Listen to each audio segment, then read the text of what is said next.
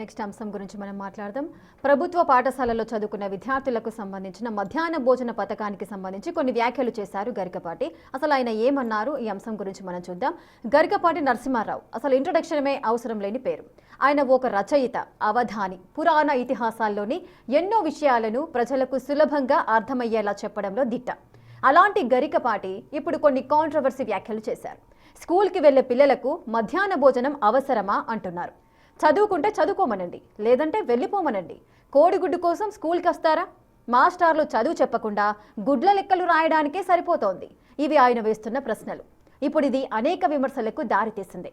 భిన్న అభిప్రాయాలు వ్యక్తమవుతున్నాయి. మరి దీనిపై ప్రొఫెసర్ ఎలాంటి వివరణిస్తారో ఇప్పుడు చూద్దాం. సార్ చెప్పండి.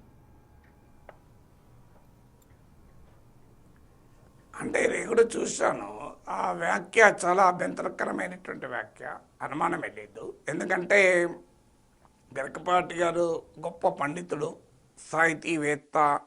ఆయన పద్యాలు, తెలుగు భాష, అనర్గళ వగ్ధాటి, సహస్రావధానం ఇవన్నీ కూడా ఒక అద్భుత ప్రక్రియ. దానికి ఎవరికి భిన్నాభిప్రాయం ఉండాల్సిన అవసరం లేదు. గరికపాటికి కాంట్రవర్సీస్ కూడా కొత్త మీకు కాదు. చిరంజీవితో జరిగిన వివాదం కూడా చూశాం. ఈ కాంట్రవర్సీస్ ఎన్నున్నా ఆయన సాహితీ సంపదను, ఆయన విద్వత్తును మనం ఎవరము ప్రశ్నించలేం. ఆయనకున్న భాషా పాండిత్యం కానీ వాటిని గౌరవిస్తూనే ఈ రకమైన వ్యాఖ్యలు చేయడాన్ని అంగీకరించలేం, ఎట్టి పరిస్థితుల్లో అంగీకరించలేం. ఎందుకంటే దీంట్లో ఆ అవగాహన లేకపోవడమే ఒకటే అయితే ఎవరమైనా అర్థం చేసుకోవచ్చు. ఎందుకంటే ఆయన సామాజిక, రాజకీయ, ఆర్థిక నిపుణుడు కాదు. ఆయన ప్రవచనకర్త గనక ఈ అంశాలపైన అవగాహన తక్కువగా ఉండవచ్చు, పొరపాటున అర్థం చేసుకొని ఉండవచ్చు అని మనం అంగీకరించవచ్చు. కానీ అది కేవలం అవగాహన రాహిత్యంతో మాట్లాడినట్లేదు, అక్కస్తో మాట్లాడినట్టుంది ఆ భాషా ప్రయోగం. ఎందుకంటే చిన్న పిల్లలకు అన్నం పెట్టి, దుస్తులు ఇచ్చి, యూనిఫామ్ ఇచ్చి స్కూళ్ళకు పంపితే శోభనానికి వెళ్ళిన పెళ్లి కొడుకొని కంపేర్ చేశాడు. చిన్నపిల్లల్ని పాపం అన్నం పుణ్యం మెరుగని ఆ చిన్నారుల్ని ఈ రకమైన కంపారిజన్ అనేది హైలీ అబ్జెక్షనబుల్, ఎట్టి పరిస్థితుల్లో అంగీకారం కాదు కదా. అందులో పేద బిడ్డలు వాళ్ళు, పాపం వాళ్ళ ఇంట్లో అన్నమే ఉంటే వాళ్ళు వచ్చి మధ్యాహ్నం ఇక్కడెందుకు భోంచేస్తారు? మనకు అర్థం కావాలి. వాళ్ళు నిజంగానే వాళ్ళకని కెపాసిటీ ఉంటే ఇప్పుడు అక్కడికి వెళ్తారా? సో వాళ్ళ ఇంట్లో టిఫిన్ బాక్స్ కట్టి వాళ్ళమ్మ 4-5 బాక్సులతో పని మనిషిని ఇచ్చో, వంట వర్క్ డ్రైవర్ని ఇచ్చో పంపిస్తారు కారులో కదా. అది లేకనే కదా పేద బిడ్డలు వచ్చేది. రేఖ గారు, మీకు ఒక ఉదాహరణ చెప్తాను. ఒకరోజు నేను గవర్నమెంట్ స్కూల్కి వెళ్ళాను, హైదరాబాద్లోనే కుత్బుల్లాపూర్ ప్రాంతంలో. ఆ స్కూల్ నేను ఎమ్మెల్సీగా ఉన్నప్పుడు వెళ్ళాను. మధ్యాహ్న భోజనం స్టార్ట్ అయ్యే కొద్ది సమయానికి ముందు వెళ్ళాను.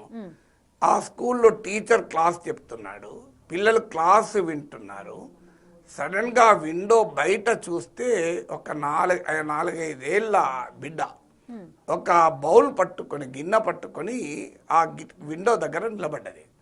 నాకు అర్థం కాలే, ఇదేంటి ఒక విండో దగ్గర బౌల్ పట్టుకొని ఇట్లా దీనంగా ఆశగా చూస్తున్న బిడ్డ ఏంటని అర్థం కాక అడిగాను టీచర్ను. సార్, ఇది మేము ప్రతిరోజు చూసే దృశ్యమే సార్. ఆమె వాళ్ళ తల్లిదండ్రులు ఇద్దరూ పని చేసుకుంటారు, పేదవాళ్ళు సార్. పొద్దున 6-7 గంటలకు వెళ్ళిపోతారు. అప్పుడు ఆమెకు ఇంత వండి పెడతారు, ఏదో ఒకటి ఆకలితో ఉంటుంది. ఇక్కడ మధ్యాహ్న భోజనం స్టార్ట్ అవడంతోనే ఒక బౌల్ పట్టుకొని వస్తుంది, మిగిలింది మా వాళ్ళు ఇస్తుంటారో తింటుంటుంది.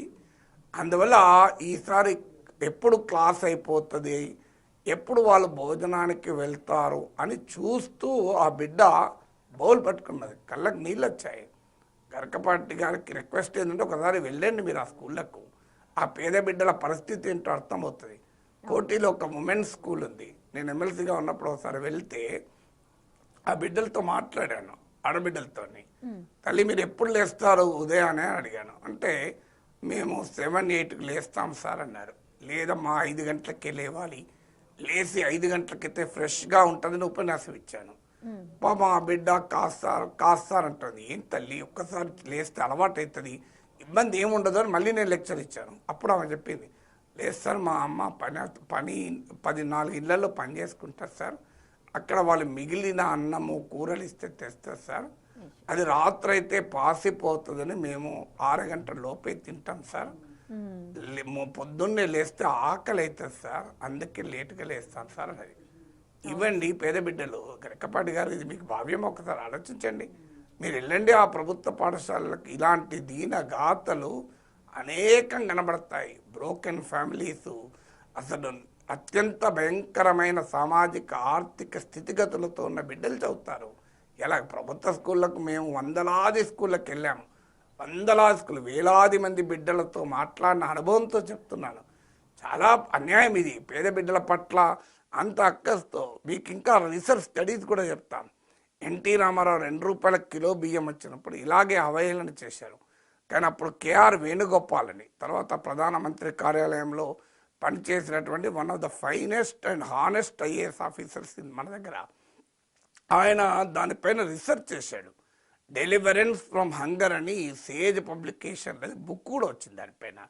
అంటే role of public distribution system in combating poverty అనేది ఆ రీసెర్చ్ స్టడీ.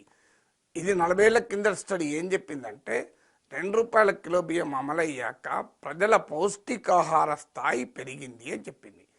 అంటే దిస్ ఈజ్ అ రీసెర్చ్. మీరు డెలివరెన్స్ సేజ్ పబ్లికేషన్ బుక్ ఇది. తర్వాత మిడ్ డే మీల్ స్కీమ్ పైన రీసెర్చ్ ఏం చెప్తోంది అంటే కేవలం అటెండెన్స్ పెరగడమే కాదు, పిల్లల హాజరు పెరిగింది స్కూల్కు, పిల్లల లెర్నింగ్ కెపాసిటీ పెరిగింది. ఒక్కసారి గరకపాటి గారు చూడండి, లెర్నింగ్ ఎబిలిటీస్ ఏంటి పైన మీకు డిస్ట్రిక్ట్ ఎడ్యుకేషన్ ఇన్ఫర్మేషన్ సిస్టమ్స్ ఉంటుంది. దాని నుంచి మీకు వచ్చే డేటా ఆధారంగా రెగ్యులర్గా రిపోర్ట్లు వస్తాయి. అమర్త్య సేన్ ఫౌండేషన్, ప్రథమ్ ఫౌండేషన్ వల్ల రిపోర్ట్లు వస్తాయి. లెర్నింగ్ లెవెల్ చాలా తక్కువ మన బిడ్డలకు. అంటే ప్రభుత్వ స్కూల్లో చదివే బిడ్డలు మీరు 5వ తరగతి చదివే బిడ్డ 3వ తరగతికి ఉద్దేశించి లెక్కలు చేయలేరు. 8వ తరగతిలో చదివే బిడ్డ 4వ తరగతి బిడ్డ చదివేలా చదవలేరు. సో గరకపాటి గారు లెక్చరర్గా కూడా పనిచేశారు కనుక, విద్యావంతుడు విద్యావేత్త కూడా కనుక, వెళ్ళి ఒకసారి చూడండి. ఆ లెర్నింగ్ ఎబిలిటీస్ వెనకాల వాళ్ళ ఆర్థిక స్థితి ఉంది. నాకు అర్థం కావాలి. ఎందుకంటే నేను ఉదాహరణ కూడా చెప్పాను, ఇదివరకు కూడా చెప్పాను. నా కూతురు 10వ తరగతి పరీక్ష రాష్ట్రానికి నేను తీసుకెళ్ళాను. రాత్రి 12 గంటలకు తల్లి కాఫీ ఇస్తే తాగి రాత్రి చదువుకొని ఉదయాన్నే ఆ నానమ్మ తాతలు దీవిస్తే, అన్నయ్య దగ్గరికి తీసుకొని విష్ చేస్తే, అమ్మ ప్రేమగా లాలించి పంపితే, నాన్న కారులో తీసుకెళ్ళి గేటు తీయక ముందు కారులో ఏసీ వేసి కూర్చుండు తల్లి నువ్వని గేటు తెరిచాక నేను లోపల పంపించొచ్చాను. కానీ అక్కడే ఇంకో బిడ్డ వచ్చాడు. స్కూల్కు వాళ్ళ తండ్రి రాత్రి తాగచ్చి కొడితే, ఆకలి తల్లి వంట వండకపోతే ఆకలితో మేనమామ వచ్చిన బిస్కెట్ ప్యాకెట్ కొనిస్తే తిని ఆ మేనమామ సైకిల్ మీద ఆ బిడ్డ వచ్చింది. ఆ ఎండలో గేట్ దగ్గర నిలబడింది. నేను ముందు చూసింటే నా కారులో ఎక్కించుకునేవాడిని, కానీ అన్ఫార్చునేట్లీ లాస్ట్కి చూశాను. ఇప్పుడు ఈ 2 బిడ్డలకు పరీక్ష ఒక్కటే గరకపాటి గారు, కానీ ఫలితం ఒక్కటే ఉంటుందా? ఇప్పుడు నా బిడ్డకు ఎగ్జామ్ పేపర్ ఒకటే ఉంటుంది, ఆ పేద బిడ్డకు ఎగ్జామ్ పేపర్ ఒకటే ఉంటుంది. మరి ఇద్దరికి పరీక్ష ఒకటే అయినప్పుడు ఫలితం ఒకటే ఉంటుందా గరకపాటి గారు? సో ఇవాళ ఆకలితో స్కూల్కి వచ్చిన బిడ్డ మ్యాథమెటిక్స్ అర్థం చేసుకోగలుగుతారా? డిఫరెన్షియల్ క్యాలిక్యులస్, ఇంటగ్రల్ క్యాలిక్యులస్ ఒకవైపు కడుపు మాడుతుంటే ఆర్గానిక్ కెమిస్ట్రీ అర్థం చేసుకోగలుగుతారా? ప్రభుత్వ స్కూళ్ళలో చదివే బిడ్డలు మీరు వెళ్ళండి, అత్యంత సామాజికంగా అణగారిన వర్గాల బిడ్డలు, ఆర్థికంగా శిథిలమైన జీవితాల్లో ఉన్న బిడ్డలు, వాళ్ళు శోభనానికి వెళ్ళే పెళ్ళికొడుకులు కారు సార్. మీరు ఆలోచించండి ఒకసారి. వాళ్ళ అమ్మా నాన్న చిన్న చిన్న పనులు చేసుకుంటారు. ఆ చిన్న చిన్న కూలీ పని చేసుకొని, నాలి పని చేసుకొని, అమాలి పని చేసుకొని, స్వీపర్గా పనిచేసి 4 ఇళ్లలో అంట్లు తోమి బతుకుతారు వాళ్ళు. హైదరాబాద్లో వాళ్ళ ఒక్క రూములో 6,000 7,000 రెంట్ ఇచ్చి బతకలేక ఉదయాన్నే ఇంత అన్నం వండి వెళ్ళిపోతే మధ్యాహ్నం బిడ్డకు పాప ఆకలితో ఉంటుంది, అర్ధాకలితో ఉంటుంది.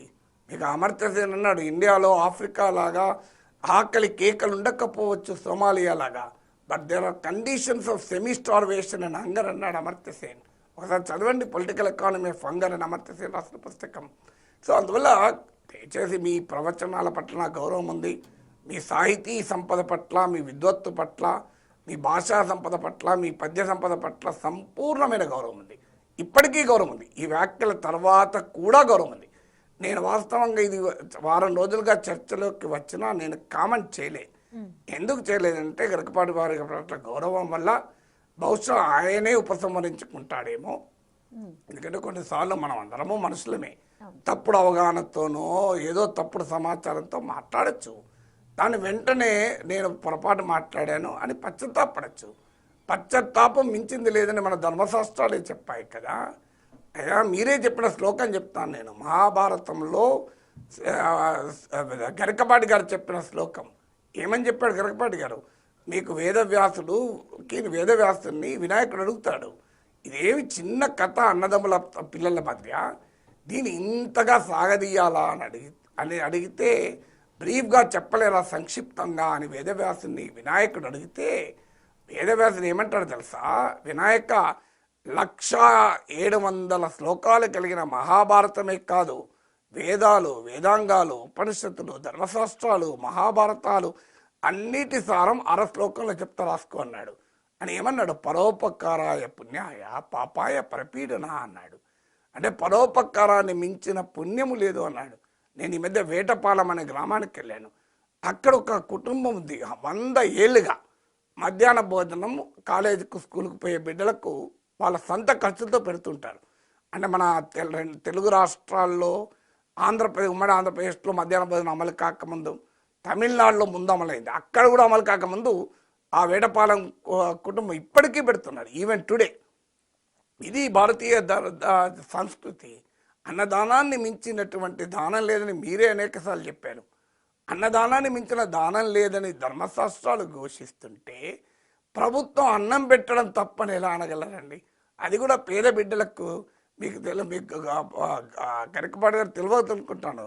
మేము గూగుల్ మీకు పెద్ద పెద్ద బిగ్ టెక్ కంపెనీలో ఫ్రీ ఫుడ్ ఉంటుంది. బిగ్ టెక్ కంపెనీలు మీరు ఎన్ని టాప్ మల్టీనేషనల్ కంపెనీకి వెళ్ళండి, పంచభక్ష పరమాణాలు కూడా పెట్టే కంపెనీలు ఉన్నాయి. నేను గూగుల్కి వెళ్ళాను. మా సన్ వర్క్స్ ఇన్ గూగుల్. కాలిఫోర్నియాలో గూగుల్ ఆఫీస్కి వెళితే అక్కడ తిన్న భోజనం నేను ఎక్కడ తినలేదు. ఇండియన్ రెస్టారెంట్ ఉంది. మేము ఇండియన్ రెస్టారెంట్ ఉంది, ఇటాలియన్ రెస్టారెంట్ ఉంది, థాయ్ రెస్టారెంట్ ఉంది, అమెరికన్ రెస్టారెంట్ ఉంది, జపనీస్ రెస్టారెంట్ ఉంది గూగుల్ ఆఫీస్లో. సో ఇండియన్ రెస్టారెంట్లో భోంచేసి వచ్చాం మేము. సో ఇండియన్ రెస్టారెంట్ అది ఫ్రీగా, నథింగ్ టు పే. పోవడమే కాదు, తర్వాత బయటికి వస్తే టిఫిన్ బాక్సులు పెట్టున్నాయి. మేము నా అన్న అడిగింది, ఇదేంద్ర టిఫిన్ బాక్సులు అంటే, తిని పట్టుకెళ్ళొచ్చు నాన్న అన్నాడు. అంటే వాళ్ళు తిని ఎంప్లాయీస్ బాక్స్ కూడా పట్టుకొని పోవచ్చు. మరి వాళ్ళందరినీ కూడా శోభనాన్ని తయారు చేసి పంపిస్తున్నట్లా? అసలు నిజంగా చాలా కన్నీళ్లతో చెప్తున్నాను, ఆవేదనతో చెప్తున్నాను. ఎందుకంటే మన పాండిత్యము సమాజ స్పృహకు ఉపయోగపడాలి. మన తెలివితేటలు, మన విద్య సమాజ చైతన్యానికి ఉపయోగపడాలని కోరుకునేవాడిని. అందువల్ల సంపూర్ణమైన గౌరవంతో గరికపాటి వారి పట్ల పూర్తి గౌరవంతో నమస్కరించి చెప్పేది ఏంటంటే, ఇప్పటికైనా ఈ వివాదానికి ముగింపు పలకాలి అంటే ఈ సమాచార లోపంతోనో, పరిశోధనలు తెలియకనో, ప్రత్యక్ష అనుభవం లేకనో నేను మాట్లాడాను. ఈ వ్యాఖ్యను ఉపసంహరించుకుంటానంటే సరిపోతుంది. ఏముంది దాంట్లో? ఎవరైనా తప్పు చేయొచ్చు కదా. ఇప్పుడు నేనైనా అన్ని మాట్లాడిన ప్రతి మాట కరెక్ట్గా మాట్లాడాలని ఏమీ అనలేను. అయితే ఈ అవకాశాన్ని ఉపయోగించుకొని గరికపాటి పట్ల వ్యక్తిగతంగా అవమానకరంగా ఎవరు మాట్లాడడం కరెక్ట్ కాదు. సో ఆయన సాహితీ సంపద, ఆయన భాషా సంపద, అనర్గల వాగ్దాటి, ఆయన ఆశుగా చెప్పే కవిత్వము, తెలుగు భాష పట్ల ఆయనకున్న ప్రేమ, దాన్ని మనం గౌరవించాల్సిందే కదా. దేనికి అదే చూడాలి తప్ప రెండింటి మిక్స్ చేసి ఇక వ్యక్తిత్వ హననానికి మాత్రం పాల్పడకూడదు. తప్పు చేసిన వాళ్ళని తప్పనొచ్చు, వ్యక్తిని కాదు మనం ద్వేషించాల్సింది, ఆ వ్యక్తి చేసిన పొరపాటును ద్వేషించాలి.